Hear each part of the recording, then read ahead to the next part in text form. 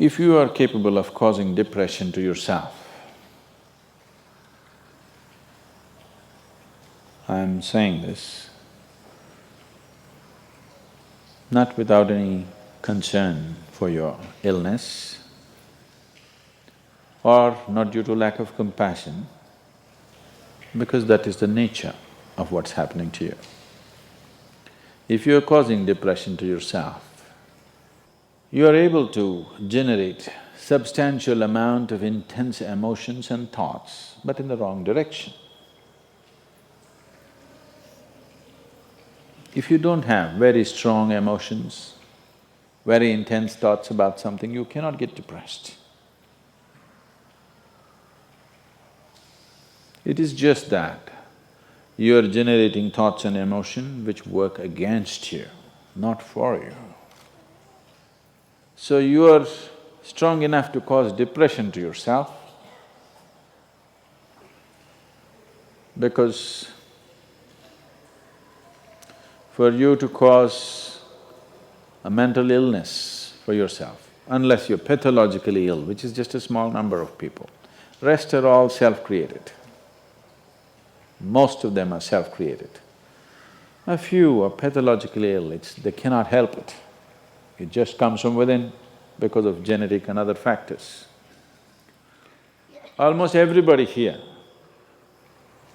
if we train them towards a certain kind of thought process and emotion and push them a little bit with the outside situations, almost everybody will go lose their mental balance.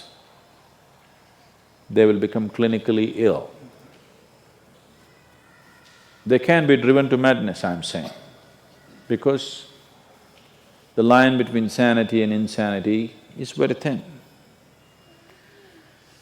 People keep pushing it.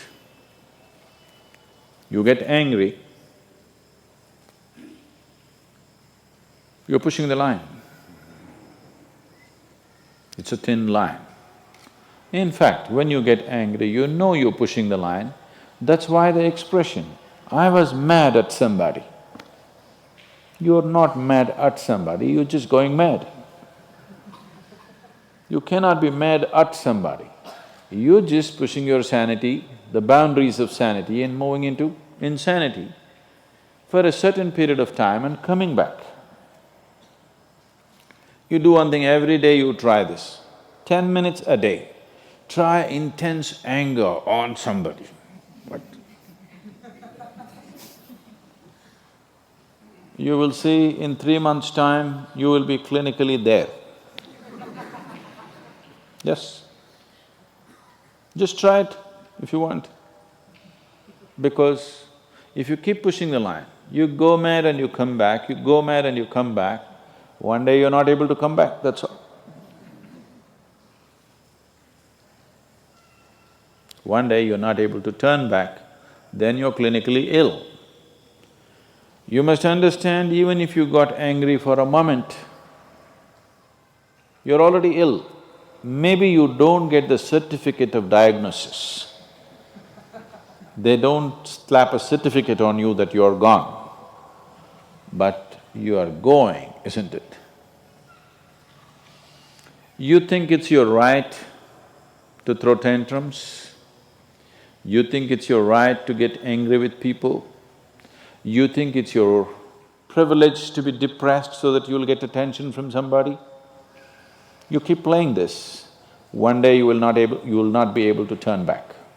Keep crossing the line every day, one day you will see you cannot cross back. That day, you need a doctor. Till then, everybody needed a respite from you, but the day you can't cross back, they get the respite because now they can catch you and give you to a doctor. Otherwise, you're temporarily going mad every day, many times a day. They cannot even send you to an asylum, they have to bear with you, your family, your friends, your people around you. If you get at least truly clinically ill, we can hand you over. There's one temple in Tamil Nadu, where they chain you and keep you. where there is no hospital, no psychological for ailments, there's no hospital, there is a temple that somebody created which is supposed to push people back into sanity. So, families just take them and leave them there, they're shackled and left in the temple. You give them some money, they'll feed you, and you're just there like an animal, tied up. I think if hospitals were run like this, a lot of people wouldn't go crazy. They would maintain their sanity. Right now it's too deluxe. If you make hospital extremely comfortable, it'll become an incentive to become sick. And you have incentives in your life to become ill, right from your childhood. You got the maximum attention only when you fell ill. When you are happy, they screamed at you. When you squealed in joy, they screamed back at you, adults. You… then boo-boo, boo-boo, boo-boo, boo-boo. When you are a child, physical illness is good because you'll get attention from your mother and father and everybody around you, and you don't have to go to school on that day. So you learn the art of falling physically ill.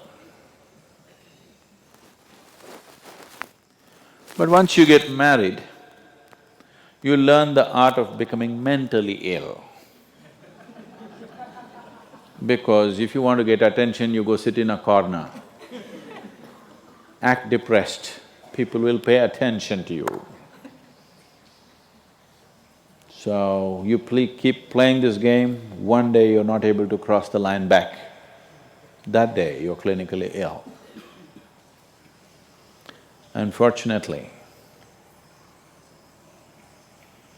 in many ways, not just in the way that I said now, in many different ways, I would say 70% of illnesses on the planet, all kinds, are self-created. Even if you get an infection, there is a way. If you keep yourself in a certain way, physically and mentally, the virus and the bacteria will not work the same way as it works upon somebody else.